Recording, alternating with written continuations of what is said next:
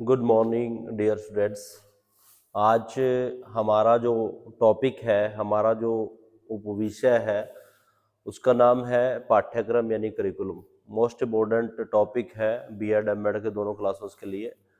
अब सबसे बड़ी बात है कि पाठ्यक्रम क्या है, ये पहला प्रश्न होगा। पाठ्यक्रम क्या है कि एक टीचर जब टीचिंग लर्निंग प्रोसेस में आता है तो उस प्रोसेसिंग का सबसे अहम पार्ट, टीचर का मोटिव क्या होता है? व्यवहार में परिवर्तन करना, चेंज इन बिहेवियर। अब वो व्यवहार में परिवर्तन कैसे करे, ये प्रश्न है।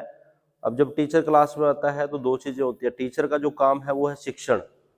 अब शिक्षण क्यों किया जाता है, शिक्षण क्यों किया जाए, यदि मैं बात पूछूं तो शिक्षण का जो उद्देश्य है वो है व्यवहार में परिवर्तन, डिजायरेबल चेंज इन बिहेवियर। अब यदि जर्नल वे में मैं पूछूं कि टीचर क्या काम करता है, तो आमतौर पे हमारे पास एक प्रश्न आता है कि टीचर शिक्षण का कार्य करता है, पढ़ाने का काम करता है, टीचिंग का काम करता है। बट यही प्रॉब्लम है, ये हमारी जो शिक्षा पद्धति है, यहाँ बड़ी हमारी समस्या है। हम जब टीचिंग की बात करते हैं तो पढ़ने की बात करते हैं, ये एक सीमित धारणा है। शिक्षक का कार्य है नोट पढ़ाना, केवल पढ़ाना न होकर सिखाना। जब पढ़ाना और सिखाना, लर्निंग भी इसमें इन्वॉल्व कर देते हैं, तब वो शिक्षण बनता है।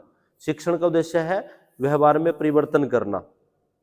शिक्षण का उद्देश्य क्या है? व्यवहार में परिवर्तन करना, और व्यवहार में परिवर्तन करना ही अधिगम है या सीखना है। तो टीचर का जो मोटिव है वो है बिहेवियर में चेंज करना, और व्यवहार में चेंज करने के लिए टीचर को जिन साधनों की, जिन क्रियाओं की आवश्यकता पड़ती है, क्योंकि टीचर जब टीचिंग कार्य करता है, शिक्षण कार्य करता है, तो उसके लिए उसको बहुत सारे साधनों की आवश्यकता होती है। एक प्लानिंग की जरूरत होती है, एक योजना बनानी पड़ती है, क्योंकि शिक्षण का जो कार्य है वो एक प्लानिंग का कार्य है, योजना का कार्य है। योजना तभी सफल होती है जब हमें पता हो किस चरण पे क्या काम करना है, कौन कौन सी क्रियाएं करनी है।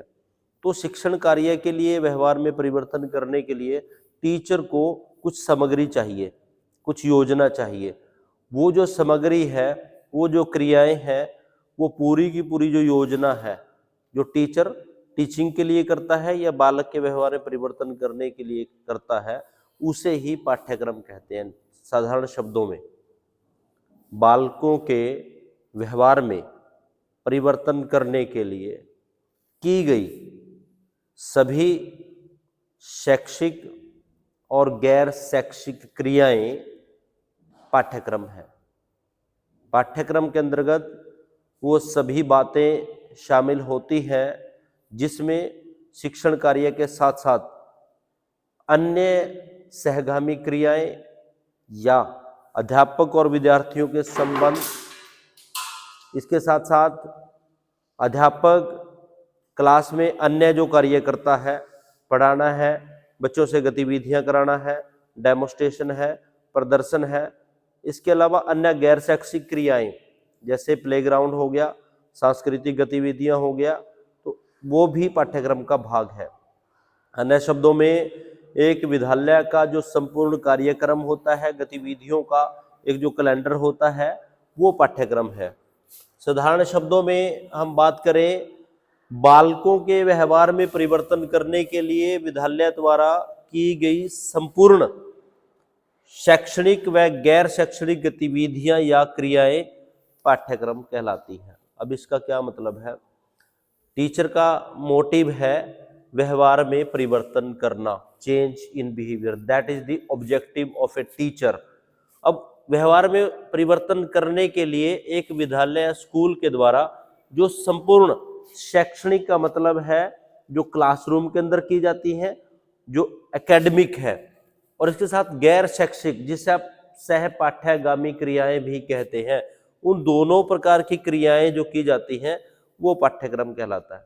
साधारण शब्दों में, बालकों के व्यवहार में परिवर्तन करने के लिए एक विद्यालय के जो सभी कार्यक्रम हैं, चाहे वो विद्यालय के अंदर पूर्ण हो रहे हैं चाहे विद्यालय के बाहर हो रहे हैं, विद्यालय का संपूर्ण कार्यक्रम, विद्यालय का सारा जो वातावरण है क्रियाओं का, वो पाठ्यक्रम कहलाता है। पाठ्यक्रम में वे सभी अनुभव निहित हैं जो बालक विद्यालय के अंदर और बाहर ग्रहण करता है। विद्यालय के अंदर बाहर का मतलब क्या है कि एक बालक कक्षा में शिक्षण प्रक्रिया के दौरान जो चीजें सीखता है, चाहे वो अनुभव की बात है, चाहे वो ज्ञान की बात है, चाहे वो कौशल की बात है, चाहे वो बिहेवियर की बात है, चाहे वो कौशलों की बात है, आदतों की बात है, तो ये हो गया विद्यालय के अंदर, यानी एक कक्ष के अंदर जो क्रियाएं हो जाती है। और कक्षा के बाहर बालक किस प्रकार एक समूह में काम करता है, समूह में कैसे गतिविधियां करता है, बाहर के बच्चों से कैसे इंटरेक्शन करता है, कक्षा का माहौल और कक्षा से बाहर का माहौल, वो सारी की सारी क्रियाएं जब उनको ऑब्जर्व किया जाता है, उनका आयोजन किया जाता है, उनका प्लानिंग की जाती है, वो पाठ्यक्रम है। पाठ्यक्रम क्या है? व्यवहार परिवर्तन के लिए पूर्व नियोजित क्रियाओं का संगठन। किसी भी बिहेवियर को चेंज करने के लिए जब पहले से एक योजना बनाई जाती है, ये शैक्षणिक गतिविधियां की जाएंगी, ये गैर शैक्षणिक गतिविधियां। गैर शैक्षणिक गतिविधियां मैं पहले बता चुका हूं। पाठ्य सहगामी क्रियाएं। पाठ्य सहगामी क्रियाएं क्या है? जो क्रियाएं शिक्षण के साथ साथ की जाती है, जैसे सामाजिक उत्पादकता के कार्य, सोशल यूजफुल एक्टिविटीज। आपका कोई कैंप लगना है, एनएसएस का कैंप है, एनसीसी का कैंप है, कल्चरल एक्टिविटीज है, खेल के मैदान की क्रियाएं हैं। इसके अलावा एक वर्ड यूज होता है सुपा, SUPWA, that is the Supa, SUPWA। इसका मीनिंग है social useful productive work activity. ये क्रियाएं मतलब ऐसी क्रियाएं जिनसे बालक न केवल ज्ञानात्मक पक्ष से बल्कि भावात्मक और क्रियात्मक पक्ष से भी जुड़े। सांस्कृतिक कार्यक्रम है, कोई राष्ट्रीय पर्वों को मनाना है, इसके साथ साथ अन्य जो क्रियाएं होती हैं जिसमें बालक जो है अपनी पार्टिसिपेशन यानी प्रतिभागिता देता है, वो डांस हो सकता है, म्यूजिक हो सकता है, सांस्कृतिक गतिविधियां हो सकती हैं, प्लेग्राउंड की कोई एक्टिविटीज हो सकती है, सोसाइटी में उत्पादक कार्य हो सकते हैं, स्वच्छता का कार्यक्रम हो सकता है। तो ओवरऑल जब बालक को संपूर्ण कौशल सिखाने की जो योजना तैयार की जाती है, वो पाठ्यक्रम है। एक विद्यालय के संपूर्ण कार्यक्रम जिनके द्वारा किसी बालक के व्यवहार में परिवर्तन संभव है, वो पाठ्यक्रम है। साधारण शब्दों में अध्यापक का मुख्य कार्य शिक्षण है, और शिक्षण में मेन बात है सिखाना। और सिखाने के लिए जब टीचर क्रियाओं की योजना बनाता है, क्या किया जाए, ज्ञानात्मक पक्ष को कैसे विकसित करे, उसके लिए क्या क्या क्रियाएं हो सकती हैं, डेमोस्ट्रेशन है, प्रदर्शन है, भाषण है, या क्लासरूम में कोई रियल ऑब्जेक्ट के द्वारा पढ़ाना है, चार्ट के द्वारा पढ़ाना है, ये उसके ज्ञानात्मक विकास से संबंधित क्रियाएं हैं। लॉजिक की बात है, रीजनिंग की बात है, कोई प्रश्न पूछना है, ये सारे उसके ज्ञानात्मक पक्ष से संबंधित क्रियाएं हैं जो व्यवहार में परिवर्तन कर सकती है।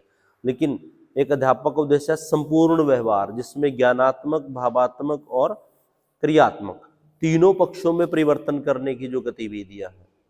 भाव और क्रिया में परिवर्तन करने के लिए बच्चे जब कोई एक्शन करते हैं, क्रियात्मक करते हैं, प्लेग्राउंड हो गया, संस्कृति होगी, या भाषण बच्चों ने देना है, स्पीच कहीं पर देनी है, तो इस प्रकार की सारी गतिविधियां, सारी क्रियाएं जो शिक्षण कार्य को पूर्ण करती है, या अध्यापक और उसके संस्थान के द्वारा, अध्यापक और उसके संस्थान के द्वारा की गई सभी गतिविधियां या क्रियाएं जिनसे बालक का संपूर्ण व्यवहार परिवर्तित होता है, वो पाठ्यक्रम कहलाता है।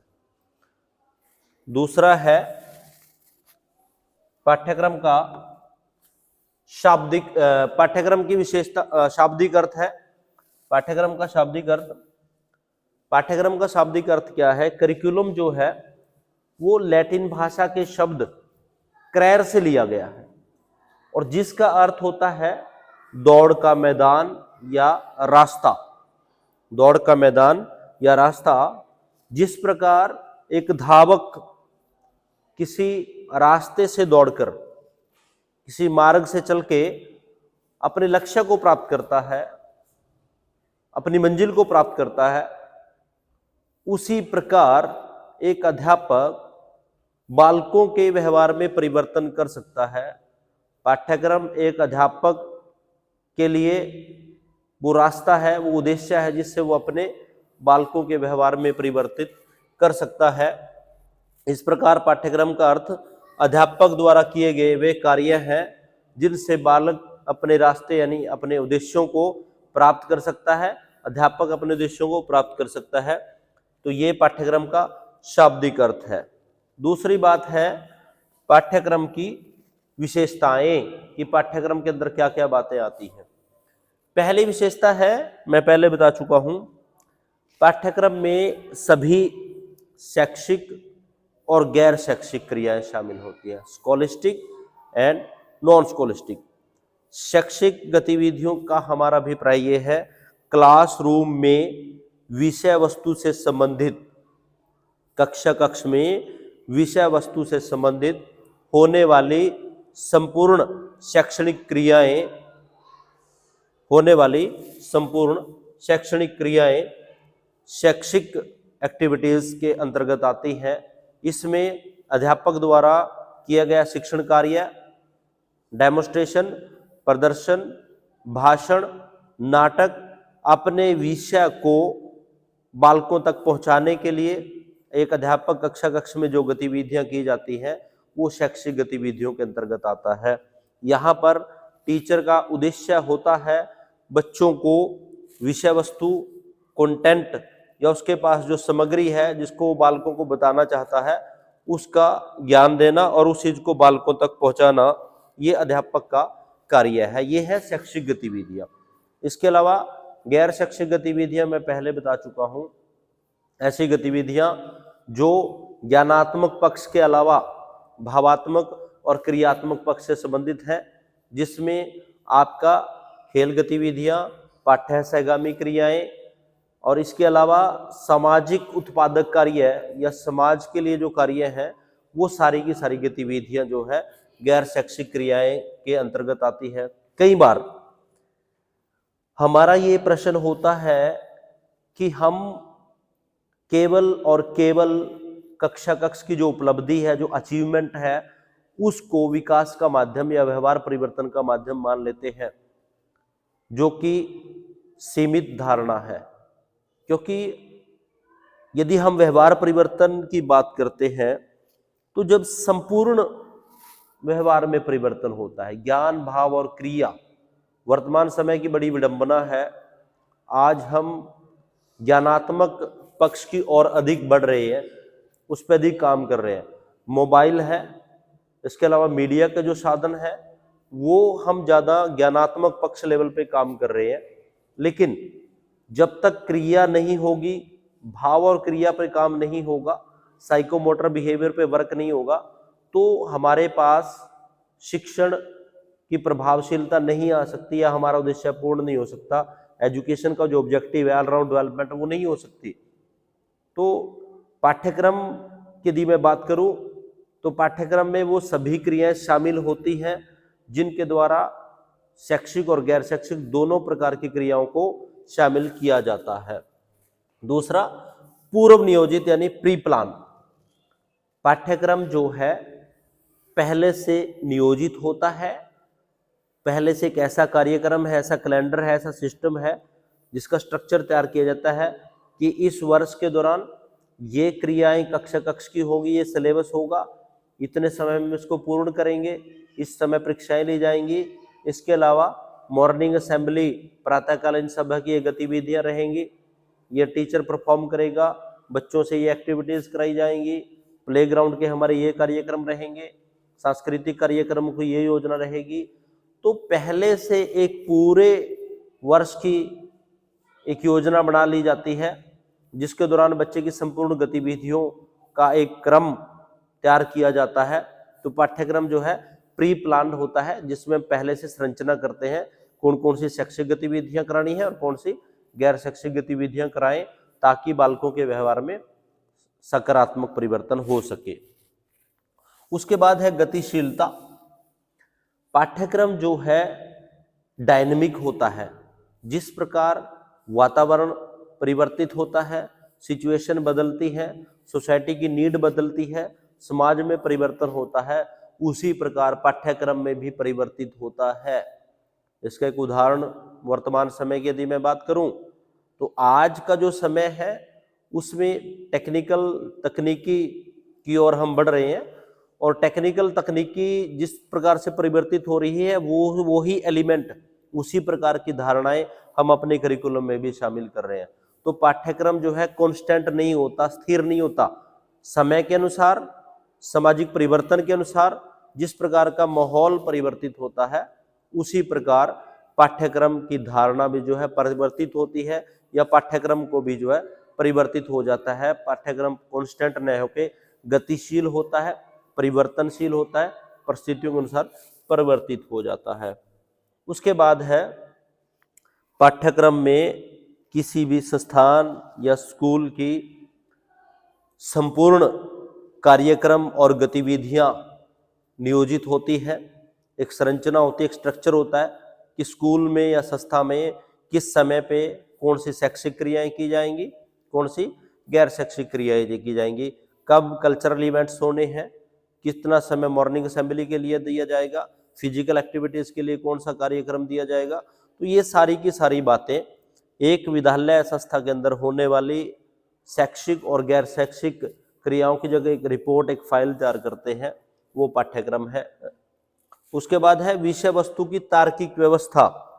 पाठ्यक्रम में हम एक सीक्वेंस बनाते हैं, एक व्यवस्था बनाते हैं, कितने समय का हमारा समय सारणी होगी, कक्षा को कितना समय दिया जाएगा, किस समय हम अपने समय सारणी में कौन कौन सी क्रियाएं शामिल करें, ताकि बालकों को ज्ञानात्मक व्यवहार के साथ साथ विषय वस्तु के साथ साथ अन्य क्रियाओं का भी ज्ञान दिया जा सके। तो एक व्यवस्थित क्रम में एक सीक्वेंस बनाई जाती है, क्रम बनाया जाता है क्रियाओं का। फिजिकल एक्टिविटी किस समय की जाए, क्रिएशनल एक्टिविटी कब की जाए, म्यूजिक डांस की क्लास कब लगाई जाए बच्चों की, कक्षा का समय कब निर्धारित हो। तो पाठ्यक्रम में जो है, जो हमारा कंटेंट होता है, जो क्रियाएं होती है, उनके क्रमबद्ध और व्यवस्थित रूपरेखा तैयार की जाती है। उसके बाद है पाठ्यक्रम के द्वारा व्यक्तित्व का विकास होता है, क्योंकि हमारा, मैं पहले बता चुका हूं, पाठ्यक्रम का अर्थ जो है यदि हम लेके चलें तो सारी की सारी गतिविधियां जिनसे व्यवहार में परिवर्तन होता है, ये हमारा मेन है। पूरी की पूरी एजुकेशन सिस्टम का, पूरी की पूरी शिक्षण व्यवस्था का उद्देश्य होता है कि हम बच्चे के अंदर सकारात्मक परिवर्तन लेके आए, उसके व्यवहार में परिवर्तन लेके आए, उसके चिंतन को विकसित करें, या बच्चे को इस योग्य बनाएं कि वो कुछ ना कुछ स्वयं से सृजन करें। तो जब बच्चे के पास हम पाठ्यक्रम की क्रियाओं के द्वारा कार्यक्रम अप्लाई करते हैं, प्रयोग करते हैं, तो उससे उसके व्यक्तित्व का विकास होता है। अब व्यक्तित्व क्या होता है, यहां भी एक प्रश्न है। किसी भी बालक के आंतरिक और बाहरी, किसी भी बालक के आंतरिक और बाहरी व्यवहार के वो गुण जिनसे वह अपने वातावरण में आसानी से समायोजित होता है, एडजस्टमेंट होता है, उसे व्यक्तित्व कहते हैं। तो पाठ्यक्रम जो है व्यक्तित्व का निर्माण करता है, उसकी डेवलपमेंट करता है, क्योंकि बच्चा केवल कक्षा तक सीमित न होकर बाहर की क्रियाओं से परिचित होता है। व्यक्तित्व में यदि मैं मान के चलूं कि किस प्रकार वो समूह में अन्य बालकों के साथ व्यवहार करता है, उसके अंदर सामाजिक समायोजन, समूह में काम करने की योग्यता, डेमोक्रेसी, प्रजातंत्र के गुण, लीडरशिप के गुण, ये सारी की सारी क्वालिटी जो है पाठ्यक्रम के द्वारा विकसित की जा सकती है। उसके बाद है पाठ्यक्रम की मान्यता होती है, अप्रूवल होता है, करिकुलम अप्रूव्ड होता है, that is approved by government, whether it is a state government और सेंट्रल गवर्नमेंट।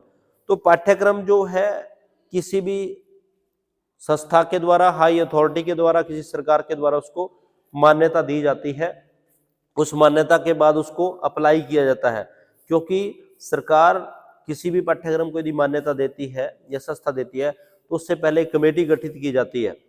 कमेटी भी दो प्रकार से की कमेटी होती है, एक एडमिनिस्ट्रेटिव कमेटी होती है और एक ग्रास रूट कमेटी होती है। एडमिनिस्ट्रेटिव कमेटी का मतलब क्या है, जो बड़े विशेषज्ञ हैं, बुद्धिमत्ता जो लोग हैं, विजडम जो पर्सन है, रैशनल जो पर्सन है, थिंकर्स हैं, उनके विचार लिए जाते हैं कि ये क्रियाएं क्या पॉसिबल है, वो फिर उसको अप्रूवल देते हैं।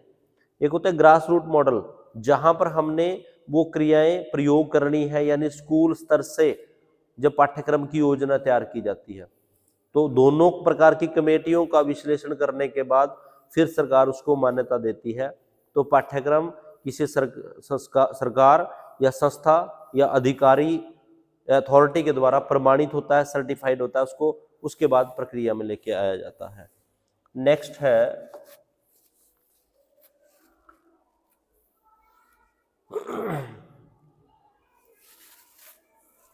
शैक्षिक व पाठ्य सहगामी क्रियाएं। इसके बारे में मैं पहले चर्चा कर चुका हूं।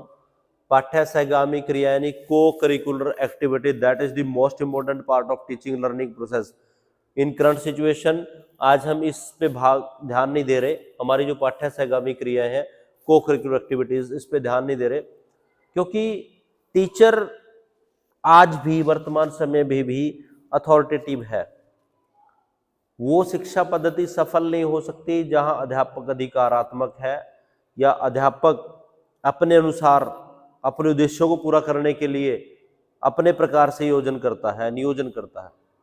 वहां शिक्षण प्रक्रिया प्रभावशाली नहीं हो सकती, क्योंकि केवल और केवल कक्ष में अध्ययन करना, विषय वस्तु का ज्ञान प्राप्त करना, धारणाओं को समझना, यहां तक शिक्षा का उद्देश्य नहीं है। कोई बालक कक्षा में अच्छी परफॉर्मेंस न दे, उसके मार्क्स हो सकता है कम आ जाए, लेकिन वही बालक प्लेग्राउंड में अच्छा कर सकता है, स्टेज या मंच पे अच्छा काम कर सकता है। इसके अलावा वो सामाजिक कार्यों में बढ़ चढ़ के भाग ले सकता है। तो ये है कि पाठ्यक्रम में एकेडमिक सब्जेक्ट्स के साथ साथ नॉन एकेडमिक सब्जेक्ट्स और एक्टिविटी भी इन्वॉल्व होती है, जो मैंने अभी बताया। सामाजिक उत्पादक कार्य या अन्य फिजिकल एक्टिविटीज, कल्चरल एक्टिविटीज, शारीरिक क्रियाएं या समाज से उत्पादित क्रियाएं भी जो है पाठ्यक्रम में शामिल होती हैं। उसके बाद आता है स्कूल के प्रत्यक्ष व अप्रत्यक्ष अनुभव, ज्ञान और कौशल। अब कई बार हम लेके चलते हैं, जब हम शिक्षा अर्जित करते हैं, शिक्षा ग्रहण करते हैं, तो दो प्रकार की क्रियाएं होती हैं। एक होता है अर्जन और एक होता है प्राप्त करना या सीखना, लर्निंग एंड एक्वायर। अध्यापक कई बार उन चीजों को देखता है जो उसके सामने हो रही है, और बच्चा भी उन चीजों को ग्रहण करता है जो उसके साथ हो रही है। लेकिन इन क्रियाओं के साथ साथ वातावरण के अन्य फैक्टर्स भी हैं जो हमारे व्यवहार पर प्रभाव डालते हैं। जैसे एक बालक दूसरे बालक के साथ किस प्रकार बातचीत कर रहा है, किस प्रकार वो उसके साथ खाना खा रहा है, किस प्रकार वो समूह में काम कर रहा है, उस समूह में कैसी प्रतिक्रिया दे रहा है, कहाँ पर बालक कंफर्ट फील कर रहा है। तो ये सारी की सारी बातें उसके अनुभव में शामिल होती है। अब आपने देखा होगा, अभी कोरोना समय आया, इसमें बच्चों ने शिक्षण किया, लेकिन सभी अध्यापकों की तरफ से, पेरेंट्स की तरफ से एक ही बात आई कि बच्चों ने अच्छा नहीं सीख पाए, अच्छा कुछ नहीं किया। अब क्यों नहीं किया? क्योंकि शिक्षण कार्य के लिए, सीखने के लिए वातावरण आवश्यक है। घर पे इन बालकों को कंट्रोल्ड या नियंत्रित स्थिति में पढ़ाया गया और टू दी पॉइंट्स पढ़ाया गया। उसके अंदर विद्यार्थियों का जो सहयोग था, विद्यार्थियों से मिलने की जो बातें थी, वो शामिल नहीं थी। उनका आने जाने का समय बस में जो व्यतीत होता था वो उसमें शामिल नहीं था। मॉर्निंग असेंबली जो होती थी वो उसमें शामिल नहीं था। अध्यापकों के साथ होने वाले वार्तालाप जो अप्रत्यक्ष थे, जो हमारे शिक्षण कार्य से संबंधित न होकर अन्य बातों से संबंधित थे, वो उसमें शामिल नहीं थे। और तीसरी बात, अध्यापक का स्थान माता पिता ले रहे थे। तो ये बात आती है कि जब हम करिकुलम की बात करते हैं तो उसमें केवल वही चीजें नहीं होती जो विजिबल होती है कि हमने ये काम करना है, पाठ्यक्रम में प्रत्यक्ष और अप्रत्यक्ष एक्सपीरियंस भी शामिल होते हैं, जो हम प्री प्लान तो नहीं उसको कह सकते, सडन वो चीजें हमारे साथ होती हैं, चाहे वो क्लासरूम के एनवायरनमेंट है, क्लासरूम के बाहर भी वो चीजें होती है। तो इस प्रकार करिकुलम में डायरेक्ट और इनडायरेक्ट एक्सपीरियंस, जो स्किल, जो नॉलेज बच्चा एक्वायर करता है, सीखता नहीं है, एक्वायर करता है, ऑटोमेटिक प्रोसेस होती है। इन्वायरमेंट के जो एलिमेंट्स उस पर इफेक्ट डालते हैं, वो भी करिकुलम है। तो इस प्रकार करिकुलम जो है एक स्कूल के, एक संस्था के डायरेक्ट और इनडायरेक्ट जो एक्सपीरियंस होते हैं, जो स्किल्स होती हैं, वो भी करिकुलम का पार्ट है। उसके बाद आती है पाठ्यक्रम हमारे संपूर्ण व्यवहार से संबंधित है। मैंने अभी बताया संपूर्ण व्यवहार का अर्थ है ज्ञान, भाव, क्रिया। वर्तमान समय में हमारा उद्देश्य बालकों को नंबर देना, अंक देना, यहाँ तक सीमित है। किसी कॉम्पिटिटिव एग्जाम को पास करना यहाँ तक सीमित है, उनको जॉब दिलाना यहाँ तक सीमित है। सामान्य अर्थों में मैं कहूँ कि हमारी जो पूरी शिक्षण अधिगम प्रक्रिया है वो केवल और केवल ज्ञानात्मक उद्देश्य से संबंधित हो गई है, कॉग्निटिव बिहेवियर से, जहाँ पर केवल बालक चिंतन करते हैं, सूचनाओं को ग्रहण करते हैं, उनको समझते हैं, लेकिन समस्या है उनको व्यवहार में लेकर नहीं आते। बहुत सारे आपने ऐसे उदाहरण देखे होंगे कि बच्चे की जॉब लग गई, अच्छा पढ़ लिख लिया, लेकिन वो अपने वातावरण में एडजस्टमेंट नहीं कर पाया। कुछ बच्चे तो ऐसे केसेस हैं कि सुसाइड तक कर लेते हैं जॉब लेने के बाद भी, अच्छी पोस्ट पे जाने के बाद भी। Logic is that they are working on this step. केवल और केवल ज्ञानात्मक पक्ष से संबंधित उन्होंने काम किया है, क्रियाएं की हैं। सोसाइटी में कैसे एडजस्टमेंट होना है, फैमिली के एनवायरनमेंट में कैसे एडजस्टमेंट होना है, समाज में कैसे काम करना है, ग्रुप समूह में कैसे काम करना है, किस प्रकार सोसाइटी में हमने रिलेशन बनाना है, और हमारी एक्टिविटीज कौन कौन सी है, सोशल कैसे बनना है, शायद उन चीज़ों से वो छूट गए हैं। तो उसका लॉजिक यही है। तो जो हमारा करिकुलम है वो तीनों पक्षों से संबंधित होता है, ना केवल उसको सैद्धांतिक ज्ञान या विषय वस्तु का ज्ञान देना, बल्कि आसपास के वातावरण से जोड़ना, उनको उन धारणाओं के बारे में बताना जिनसे वो समायोजित कर सकता है, व्यक्तित्व का विकास करना, स्वयं के बारे में चिंतन करना। तो ये सारे का सारा हमारा करिकुलम है। तो करिकुलम हमारे व्यवहार के तीनों पक्षों से संबंधित होता है। उसके बाद विशिष्ट प्रकृति, स्पेशल नेचर। करिकुलम के अंदर हम एक सिस्टेमैटिक तरीके से सूचनाएं डालते हैं, इंफॉर्मेशन डाली जाती है, योजना बनाई जाती है गतिविधियों की। तो एक स्पेसिफिक सिस्टम है उसको फ्रेम करने का, उसको अप्लाई करने का। मैंने अभी बताया करिकुलम की संरचना एक डिफिकल्ट है, एक जटिल प्रक्रिया है, क्योंकि सिद्धांत और व्यवहार दोनों चीज़ों को आपने शामिल करना है। दोनों चीज़ों को जब आप शामिल करोगे तभी वो पाठ्यक्रम बन पाएगा। सिद्धांत का मतलब ये है लिखित में हम कुछ इंस्ट्रक्शन, अनुदेशन बना लेते हैं, लेकिन जब वो लिखित में अनुदेशन, इंस्ट्रक्शन, जो योजना है, उसको जब हम व्यवहार में परिवर्तन करते हैं तभी वो पाठ्यक्रम बन पाता है। पाठ्यक्रम के स्पेशलाइज्ड एक प्रोसेस है। स्पेशलाइज्ड प्रोसेस में मैंने बताया इसकी संरचना ऊपर से और नीचे से दोनों प्रकार से होता है। एक होता है एडमिनिस्ट्रेटिव मॉडल और एक होता है ग्रास रूट मॉडल।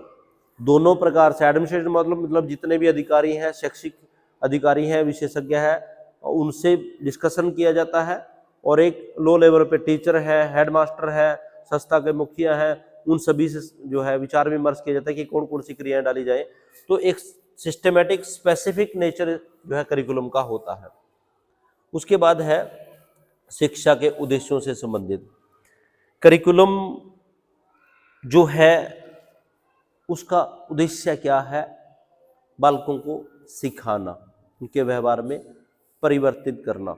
शिक्षा का उद्देश्य भी बालकों के व्यवहार में संपूर्ण परिवर्तित करना है। यदि हमारा पाठ्यक्रम प्रभावशाली है और उसको हम अच्छे रूप से अप्लाई कर पाते हैं, प्रयोग कर पाते हैं, तो हमारे जो शिक्षा के उद्देश्य हैं वो विकसित होते हैं। शिक्षा के उद्देश्य से मेरा अभिप्राय बालक केवल और केवल सूचनाओं को ग्रहण न करे, इसके साथ साथ वो उन बातों को, उन धारणाओं को व्यवहार में प्रयोग कर पाए, वो कौशल सीख पाए जिसके लिए हमने वो क्रियाएं की है। तो पाठ्यक्रम के द्वारा हमारे जो शिक्षा के उद्देश्य थे उनकी पूर्ति की जा सकती है, उनको अचीव किया जा सकता है। उसके बाद है पाठ्यक्रम किसी भी संस्थान के लिए मार्गदर्शन एवं सुझाव होता है, क्योंकि जो गतिविधियां हैं उसके बेस पर कोई भी संस्थान, कोई भी स्कूल, कोई भी कॉलेज आगे बढ़ जाता है यदि पाठ्यक्रम को अच्छे तरीके से इम्प्लीमेंट करता है। वास्तव में होता क्या है, हमारे पास सभी प्रकार की क्रियाएं नियोजित होती है, लेकिन हम उन पर प्रैक्टिकल या व्यवहारिक वर्क नहीं कर पाते। हमारा मेन मोटिव ज्ञानात्मक होता है, लेकिन यदि पाठ्यक्रम को अच्छे रूप से, प्रभावी रूप से इम्प्लीमेंट किया जाए, उसकी सभी गतिविधियों पर काम किया जाए, तो वो एक संस्थान के लिए मार्गदर्शन एवं परामर्श का कार्य भी कर सकता है, जिसके बेस पर एक संस्थान को सुझाव दिए जा सकते हैं, अभिभावकों को सुझाव दिए जा सकते हैं। उसके बाद है बहुत मोस्ट इम्पोर्टेंट बात है कि पाठ्यक्रम और पाठ्य वस्तु यानी करिकुलम और सिलेबस क्या एक ही चीज है? यदि मैं लेमैन डेफिनेशन की या जन साधारण के विचार की बात करूं तो प्रत्येक व्यक्ति का, इवन दी जो टीचर जो टीचिंग कर रहे हैं उनसे भी हम पूछते हैं कि पाठ्यक्रम क्या है, तो वो भी उसी अर्थ में उसका मीनिंग लेके चलते हैं। वो मानते हैं कि क्लासरूम में जो हमने पढ़ाया, चाहे वो गणित है, सामाजिक है, हिंदी है, भाषा है, वो पाठ्यक्रम है। ये पाठ्यक्रम का संकुचित अर्थ है। इसको हम केवल सिलेबस कहेंगे, कंटेंट कहेंगे, विषय वस्तु कहेंगे। पहले ही बताया जा चुका है, पाठ्यक्रम एक विस्तृत धारणा है, बहुत बड़ी धारणा है, और उस बहुत बड़ी विस्तृत धारणा में डायरेक्ट और इनडायरेक्ट सभी प्रकार के एक्सपीरियंस, सभी प्रकार की क्रियाएं, चाहे वो अंदर क्लासरूम में है, क्लासरूम से बाहर है, प्रिंसिपल के ऑफिस में है, खेल के मैदान में है, तो इस प्रकार पाठ्यक्रम और पाठ्यवस्तु दोनों अलग अलग धारणाएं हैं। इनमें क्या अंतर है? जब केवल और केवल आप कक्ष रूम की और विषय वस्तु की बात करते हैं, वो सिलेबस है। आप अपने पाठ्यवस्तु को डिवाइड करते हैं, कौन कौन से विषय कब कब पढ़ाने हैं, कितने समय में पढ़ाने हैं, कब उनका टेस्ट लेना है, किस लेक्चर में मैंने किस प्रकार की गतिविधियां करनी है। तो जब केवल और केवल आप शैक्षिक विषयों की योजना बनाते हैं, कक्ष की योजना बनाते हैं और अपनी कंटेंट की योजना बनाते हैं, तो वो सिलेबस है। लेकिन जब आप संपूर्ण व्यवहार की योजना बनाते हैं तो वो पाठ्यक्रम है। दोनों में अंतर की बात करें तो सिलेबस का क्षेत्र जो है सीमित है, जो केवल कक्षा से संबंधित है, और पाठ्यक्रम करिकुलम का क्षेत्र जो है वो विस्तृत है, जो कि हमारे कक्षा से बाहर संपूर्ण ओवरऑल इन्वायरमेंट से रिलेटेड है, ज्ञानात्मक, भावात्मक, क्रियात्मक तीनों बातें लेती है। सिलेबस में केवल कॉग्निटिव बिहेवियर की बात होती है, ज्ञानात्मक सूचनाओं की बात होती है, प्रश्न उत्तर की बात होती है, पढ़ने लिखने की बात होती है, जबकि पाठ्यक्रम में इन चीज़ों के साथ साथ भावात्मक, क्रियात्मक, स्किल्स, परफॉर्मेंस, एक्सपीरियंस, सारी की सारी चीज़ें जो है करिकुलम में आती है। उसके बाद है जो सिलेबस है वो सभी अध्यापकों के लिए समान नहीं होता। अब कई टीचर एक सीक्वेंस में न चल के अलग अलग धारणाओं को अपने तरीके से एक्सप्लेन करते हैं, उसमें भिन्नता पाई जा सकती है। सिलेबस में सिलेबस भिन्न हो सकता है, सिलेबस में सब्जेक्टिविटी, जिसे आप व्यक्तिनिष्ठता कहते हैं, वो चीज़ हो सकती है। अब मैं अपने अनुसार पढ़ाऊंगा, अपने अनुसार अनुदेशन दूंगा, अपने अनुसार मेरा पढ़ाने का तरीका अलग है, मैं हो सकता है कौन सी क्रियाएं करूंगा वो मेरे ऊपर डिपेंड है। तो सिलेबस जो है सभी अध्यापकों के लिए समान नहीं होता, सिलेबस में अंतर पाया जा सकता है। विषय वस्तु जो है उसकी जो तरीके हैं, पढ़ाने के तरीके हैं, कार्यक्रम के तरीके वो अलग हो सकते हैं, सभी टीचर उसको सेम अप्लाई नहीं कर सकते, लेकिन जो करिकुलम है वो सभी अध्यापकों के लिए एक तरह से समान है, क्योंकि सभी अध्यापकों का उद्देश्य क्या है, संपूर्ण व्यवहार में परिवर्तित करना।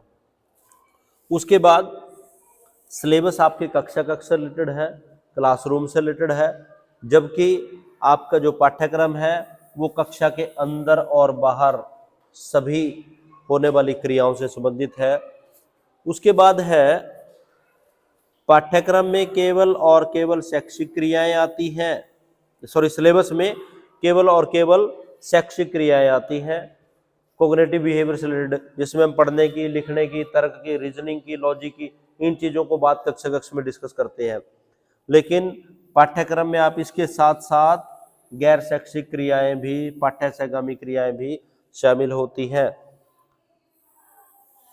पाठ्य वस्तु को, सिलेबस को किसी बोर्ड से मान्यता होती है, जबकि हमारा जो पाठ्यक्रम है उसको किसी सरकार के द्वारा मान्यता प्रदान की जाती है, किसी अधिकारी, बड़ी हाई अथॉरिटी से मान्यता प्राप्त की जाती है। जैसे भारत सरकार ने एक करिकुलम अनाउंस किया था, NCF 2005, इसके बाद आप देखते होंगे new education policy 2020। These are the curriculum, ये करिकुलम है जो कि पूरे भारतवर्ष में एक सिस्टमेटिक तरीके से इनको मान्यता दी जाती है। गवर्नमेंट ऑफ इंडिया के द्वारा, भारत सरकार के द्वारा इनको मान्यता दी गई है, लेकिन सिलेबस में अंतर पाया जा सकता है। प्रत्येक स्टेट का अपना एक बोर्ड होता है, वो बोर्ड अपने अनुसार सिलेबस में कुछ परिवर्तित कर सकता है, उसको तोड़ सकता है, कुछ घटा सकता है, कुछ बढ़ा सकता है। लेकिन करिकुलम के लिए ओवरऑल संरचना की बात हम करें, that is authority by government, whether it is a central government. और उसमें जैसे मैंने अभी उदाहरण दिया NCF 2005 नेशनल करिकुलम फ्रेमवर्क, और अभी आपके पास न्यू एजुकेशन पॉलिसी 2020, ये इस प्रकार के दस्तावेज हैं जो कि करिकुलम में शामिल होते हैं। इन सभी का उद्देश्य क्या है, चाइल्ड सेंटर्ड एजुकेशन प्रोवाइड करना। उसके बाद का डिफरेंस है इसमें जो है, इसका जो विषय वस्तु में हम जो है केवल अध्यापक की दैनिक जो है क्रियाओं की जो योजना बना के लेके आता है अध्यापक। दैनिक योजनाएं का मतलब टीचर जो है अपने विषय वस्तु की योजना बना के आता है कि मैंने आज ये टॉपिक पढ़ाने हैं और इस तरीके से पढ़ाने हैं। मतलब यहाँ पर जो है दैनिक शिक्षण योजना होती है, दैनिक शिक्षण योजना। यहाँ पर संपूर्ण कार्यक्रम की योजना, संपूर्ण कार्यक्रम योजना। अध्यापक इसके अनुसार काम कर सकता है, लेकिन इसके अनुसार फिक्स नहीं है। वो जरूरी नहीं कि जो पहले से प्लान करके आया उसके अनुसार ही क्रियाएं होगी, इसमें भिन्नता पाई जा सकती है। लेकिन अध्यापक, दूसरी बात, ये नियंत्रित है। जो आपका सिलेबस है वो कंट्रोल्ड है, वो फिक्स है, लेकिन ये फिक्स नहीं है, कंट्रोल्ड नहीं है। क्यों? क्योंकि ये हमारे व्यवहार से जुड़ा है ज्यादा, ये हमारे व्यवहार से जुड़ा, और व्यवहार को कंट्रोल करना एक डिफिकल्ट टास्क है। ये व्यवहार के एक पक्ष से जुड़ा है, जिसमें आप बच्चों को बताएंगे कि आज हमने ये विषय पढ़ना है, बच्चे ध्यान से सुनेंगे, कोई क्रिया नहीं करेंगे, आपको उसी प्रकार से धारण करेंगे। तो यहाँ आप अथॉरिटेटिव है, यहाँ चाइल्ड सेंटर्ड अप्रोच की बात करते हैं। तो सिलेबस में मेन मोटिव किसका है? टीचर का होता है। वहां पर टीचर और स्टूडेंट्स इक्वल जो है दोनों पार्टिसिपेट करते हैं। चलिए गुड स्टूडेंट्स, आज हमने एक अच्छा टॉपिक, एक अच्छा विषय डिस्कस किया, जिसमें हमने बात की पाठ्यक्रम क्या है, पाठ्यक्रम की विशेषताएं, और पाठ्यक्रम और पाठ्य वस्तु में क्या अंतर है। ये आज का विषय था। Thank you so much dear students, thank you once again, धन्यवाद।